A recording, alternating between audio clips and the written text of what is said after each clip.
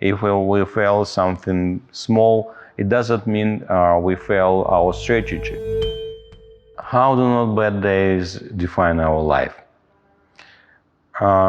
What helps me really because in any kind of activity we have failures. It doesn't matter if you're very strong, rich, successful, or you're just at the very beginning. It doesn't matter. We have some failures, we have some mistakes, we make them, we have some bad days. It's natural. And what keeps me alive, because I really take into account that there is a strategy, a big plan, and I have big plans for me all the time. I have big long-term plans for my business. I have long-term plans for my family, for my kids, for everything. For every area of my life, I have long-term plans. And if you have a long-term plan and you have some failures today, or maybe you failed some targets for a week, it's not so painful, because we can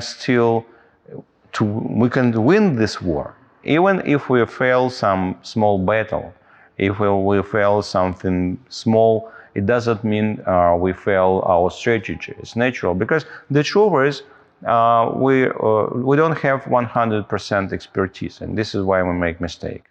And when it comes to business owners' activity, we deal in new areas. We deal with some new approaches, new technologies. We are leaders. We come further, and this is why all these new areas, they are usually unknown, and it takes time to get experience and to avoid mistakes. And this is why these mistakes and failures, they are very natural. But if we don't have, for example, big long-term strategical plans, it looks like all our plans have failed, which is not right. And this is why my approach, how to deal with this, how to handle it.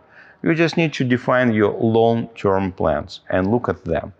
And to have, of course, at the same time, we need to have short-term plans for a day, for a week.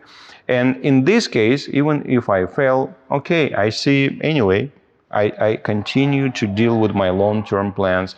And I didn't succeed here, okay, I'll try something else. I'll try to handle it somehow to keep my long-term plan. So for me, this is only one solution, how to keep going.